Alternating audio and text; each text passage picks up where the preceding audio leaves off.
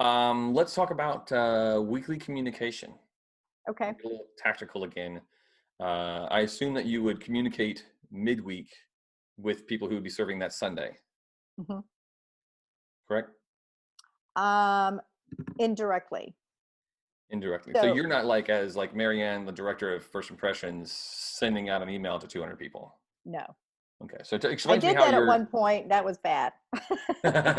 Well, okay. Let's start with that. Why was that bad? Why did that Yeah. not? Why did that not work for your team? First of all, it was burning me out, right? It was a Just send lot. that email each week.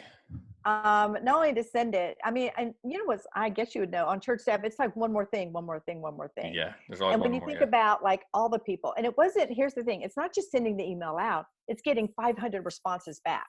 You know what I'm saying? Even though you said 200, you get 500 back. Right. Yeah.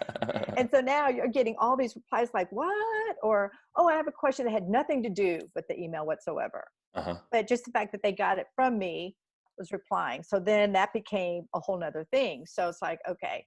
So really, my communication was only for my director. Okay.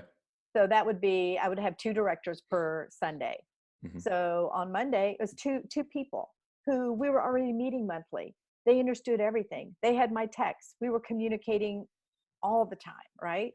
And so I didn't have to worry about that. I could say, hey, guys, this is what we're doing. And we were on the same page. Then they would take that information and they would send it to their team leaders because their team are the team leaders. Right.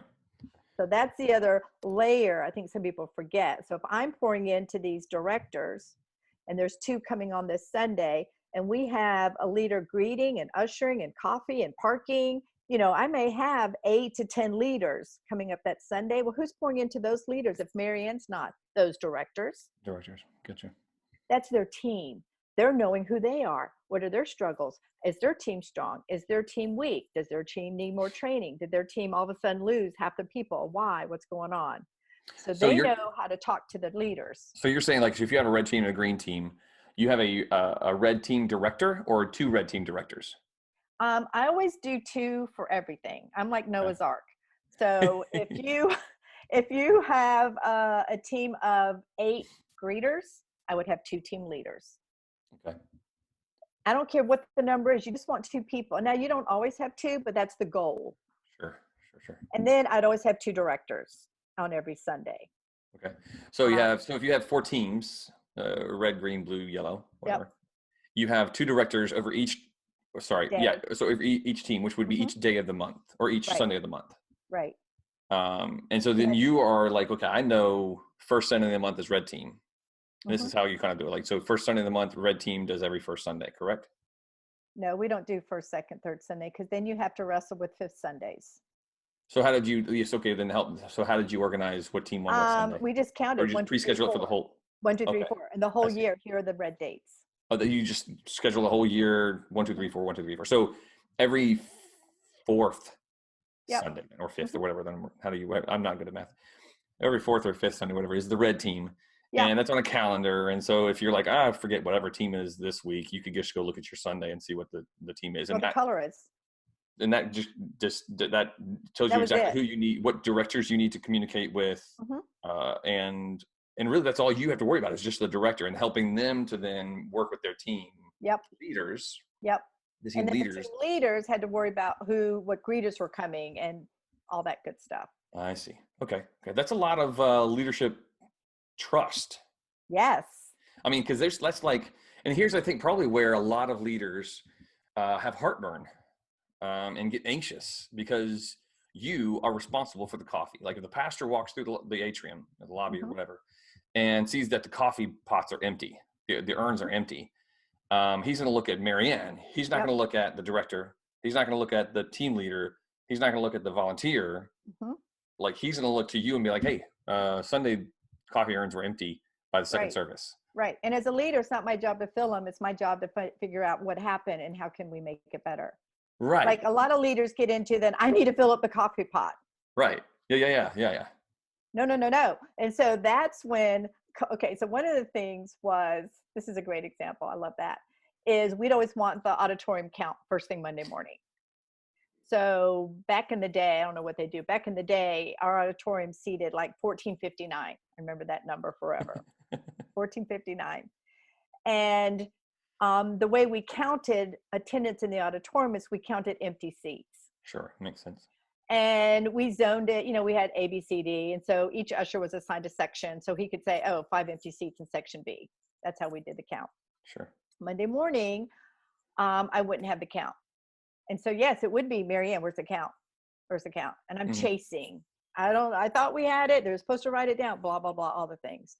Right. So now it got to the point where it's like, oh, it was Blue Sunday. Uh-huh. I know exactly who and what needs to happen. But really, I didn't even call that head usher. I got the director, because the director needed to understand what processes didn't happen on Sunday that caused this to be a glitch. Because when MaryAnn gets a call on Monday, we all get the call on Monday. Right? It became not a MaryAnn problem, it became a team issue. And then I had a lot of other minds, smarter minds, figuring out ways to fix it. They're like, oh, because we're asking them to do that. But MaryAnn, all we need to do is this, and then we'll always have it. And I went, oh, well, that's brilliant. Why didn't I think of it? And so that really helped with elevating accountability. Right? So in the beginning, there's a lot of that happens. But then once people are like, oh, she's going to call you, or you're going to get an email or a text, because there's an urgency now with something that, we were charged to take care of. But that became an opportunity for me to say, copy's important, or the count was important, because why? Because, someone didn't have coffee. But let's talk about the bigger issue.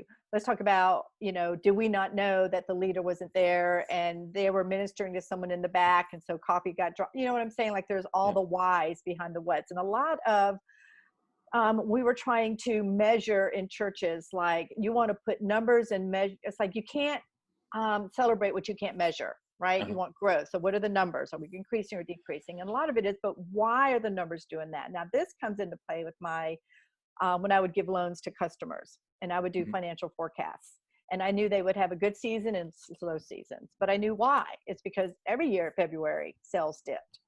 So they would freak out that sales were dipping. And I'd say, remember, we had this conversation. Every February, your season dips. So we're going to compensate that with whatever. So the same thing with my volunteer issues. It's like, yes, this happened, but why did it happen? Is it something that I dropped the ball in? Is it something that we shouldn't be doing anyways? Is it something that, I didn't equip them, or sometimes we just forget? But I get more caught up in the why and letting other leaders come help me solve it. And once they see that they can be part of it, that they are responsible for it, that's where ownership really starts to come in as well. So then I can trust them. We talk about trust a lot, about having each other's back. And so when leaders come on, it's like, I need to know that I know that I know that you know Jesus. Because we talk a lot about, I will probably unintentionally race through on a Sunday and maybe hurt your feelings, and I don't mean to hurt your feelings. And you may do or something, and we may get at odds with each other because we're people. But because I know you wrote your testimony to me, I know that it's more than you come into church your whole life. I know that you surrendered your life to Christ. And I know that you're doing something on a regular basis to stay fresh in his word. Not perfect, but we're gonna always talk about that. Because when that happens, you have to know that when things go sideways, I will have your back. Because I have to know you're going to have my back. And then we're going to get together and resolve whatever it is. So that really speaks to your early issue about trust. Right. So it sounds like, so I feel like the conversation or the intention or the hope, whatever, around delegation and building teams with leaders, team leaders and all that kind of stuff is discussed with the idea of reducing my workload as a leader and then leading through other people, and so that I will be less stressed. And what sounds like to me is, I mean, there is that factor, but there is a significant amount of work in leading and trusting people to lead and following up and communicating, even with a handful of team leaders versus 100, 50, 30, whatever it is, number of volunteers. You're still working. It's just a different type of work, right? It's not that you have, fewer hours to fill in a week. I think that's another fear that a lot of ministry leaders have, is they're like, well, I'm the ministry leader. It's like, this is my job to get this done on Sundays. And if I hand this off to the team leaders, then what do I do? And then kind of how do I justify my job Yes. as a full-time or part-time or whatever it is job in my Yes. ministry area. And part of how I justify getting like paid every week is that I do the ministry, and I do the ministry through my direct relationship my directing the volunteers.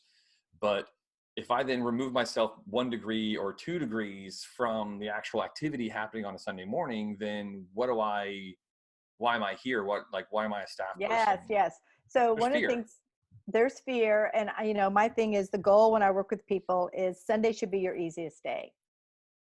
Oh boy, people! I Easy. imagine you get like laughs, like that sounds Yeah. Oh, that's ridiculous. cute. Yeah. Friday is my easiest day. No, Sunday My should, because Friday I off. remember Saturday's not easy because I stress on I would walk Saturday. around and go like, and people, I know you're thinking they pay me to do this, like, right? But what God taught me, and this is a whole trust thing, and this is a whole thing about, and I just heard a sermon on this, so it's fresh in my mind.